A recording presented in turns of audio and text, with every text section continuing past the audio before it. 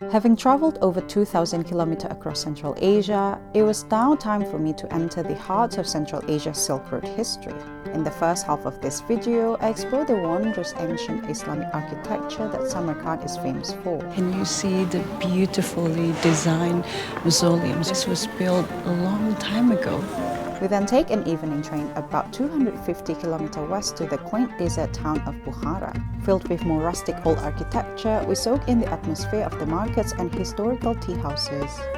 If you really love shopping for souvenirs or anything to take home, you'll find a lot of enjoyment here.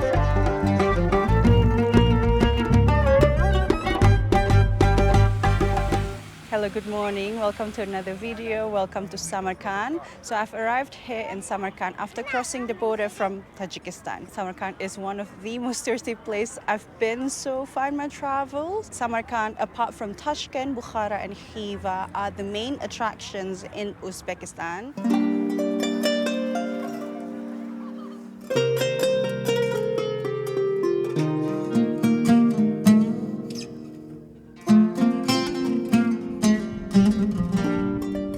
Standing in front of the Registan Square, which consists of 3 different madrasas. Madrasas are basically Islamic school. It's incredible to appreciate the teal dome as well as the minarets. I think this is probably the most well-preserved Islamic architecture from the Silk Road history.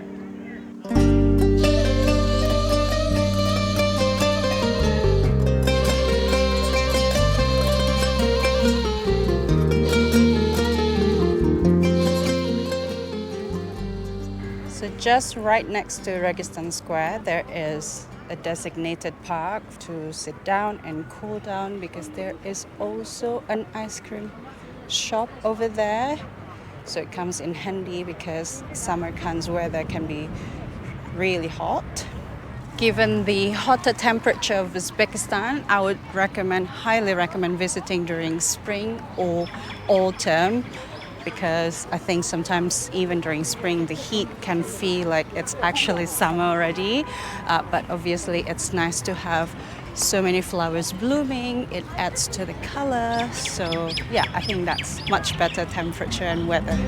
Considered as the crossroads of world cultures, Samarkand, formerly known as Afrasiab, was originally founded over 2,000 years ago in the 7th century BC.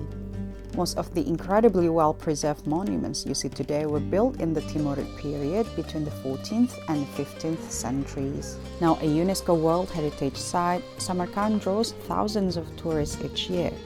Despite there being so many tourists, it was truly incredible to be in the presence of these ancient landmarks.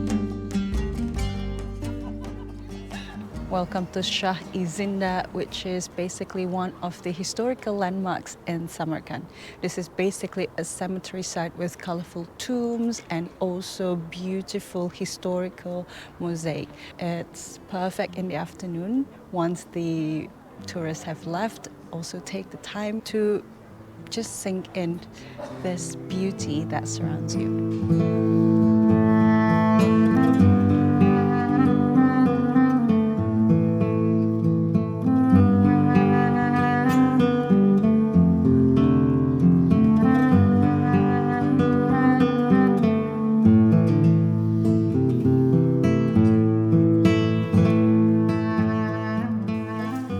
See the beautifully designed mausoleums with blue and turquoise color, and I swear this reminds me of the trip I've taken in Iran back in 2018, especially cities like Isfahan and certain other cities in Iran.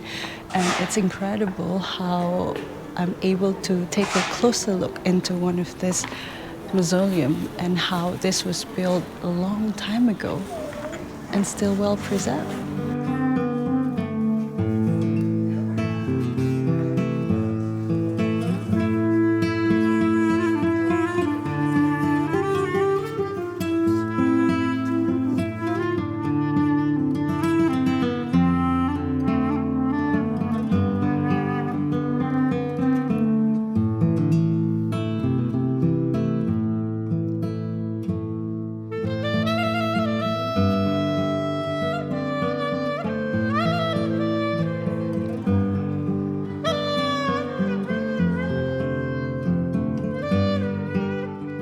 So an entrance fee to this complex for foreigner actually costs 40,000 som, which is equivalent to around $3 or £2.5.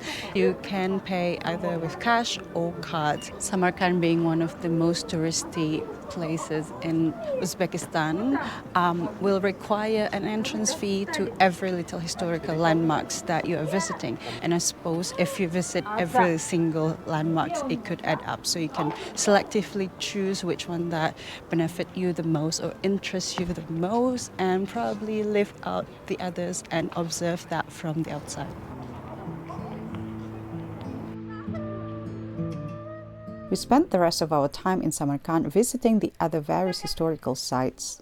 This included Bibi Khanum Mosque as well as the Gur Amir Complex and Mausoleum, the final resting place of the 14th century Mongol conqueror Timur. We checked out the lights at Registan Square, then took the 250-kilometer journey west to Bukhara.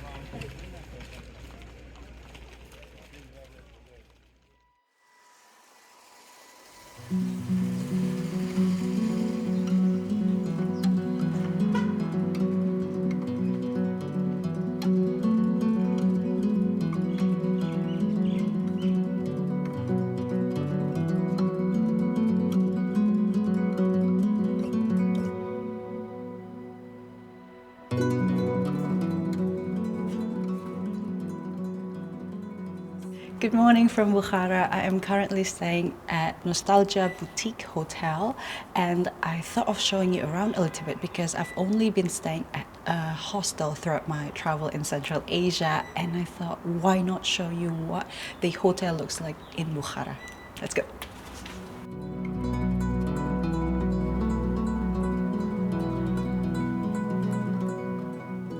So the reason that I'm staying here is the fact that I am currently with my husband, so we're able to split the cost, and the room that we are staying actually costs $40 per night. The room is this way. Ta-da! So this is a massive room for the both of us, to be honest. This has been probably the best stay I've had in Central Asia. But for $40, you get such a massive room with a double bed, but also a beautiful chandelier, a working table, also a private bathroom, obviously. They always like to keep everything so colorful and with lots of motifs. The intricate tiles and everything. It's so very Central Asia.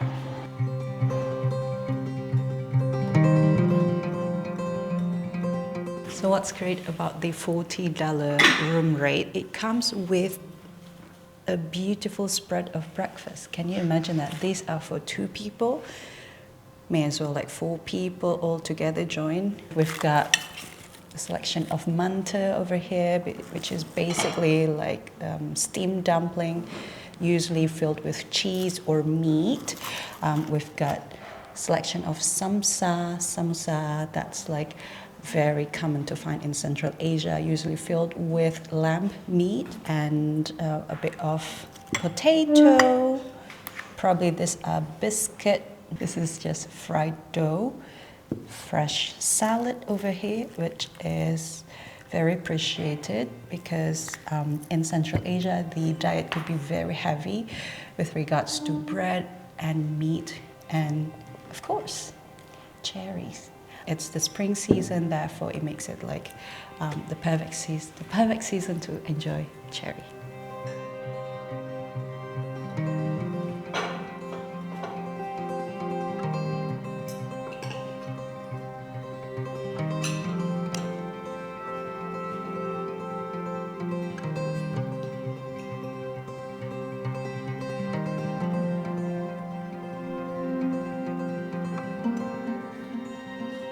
So the hotel that we are staying at didn't know anything about us filming or saying anything good thing about the stay itself. Therefore, I just want to let you know that we're not compensated for saying anything. Anyway, I'm going out to the main old town of Bukhara, and I'll show you a bit what it looks like.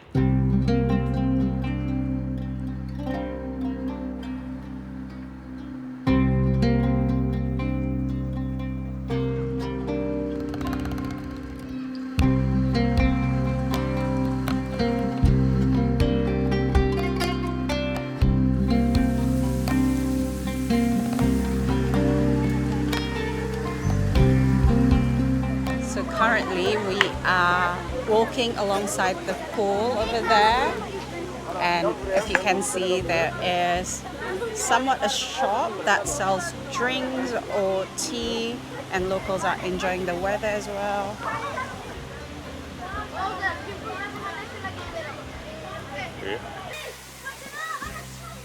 Bukhara actually functioned as one of the main centers of Persian civilization in the 6th century.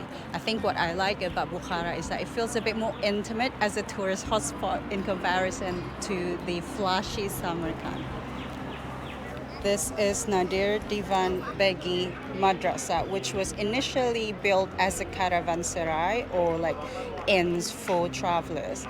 This is potentially my favorite building in the city because of the beautifully decorated buildings with the mosaic and also the animal depiction, which is quite unusual. So this looks like two large semuk birds or phoenix probably in the West as we know it.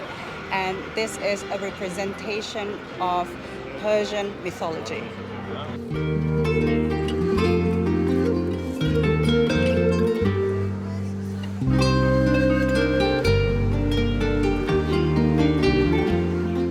To me, Samarkand and Bukhara has two slightly different vibes, right? Bukhara feels a lot more dry and arid due to it being surrounded by the desert.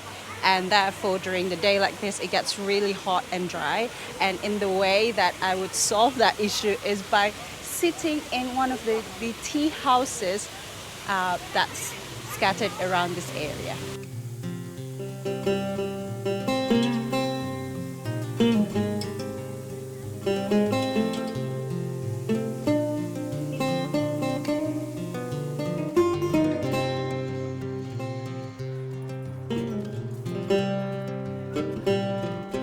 So I am entering one of the bazaar, and look at this dome. It's beautiful. However, these are bazaar aimed at tourists because they're basically selling souvenirs, fabrics, like clothing, stuff like that. Much like Samarkand, Bukhara is also a Tajik-speaking city, meaning that there are so many Tajik people actually reside here. Therefore, you'll find quite a bit of Persian-speaking locals. And probably they also live alongside with the Uzbek, which is very fascinating to think about. We're entering probably another market for tourists. However, we are looking for the tea houses. This market reminds me of some of the intricate design I found in Iran. If you really love shopping for souvenirs or anything to take home, I think you'll find a lot of enjoyment here. So obviously there are quite a bit of local produce, such as the carpet that are so beautifully patterned, takes months and months to finish. Or there are certain things that probably I'm sure are imported from China. So I think it could be tricky in figuring out which one is actually the local produce and which one's not. There is a hammam bathhouse over there, and over here there is even a blacksmith shop. There are puppets, local puppets with traditional costumes. It's so interesting.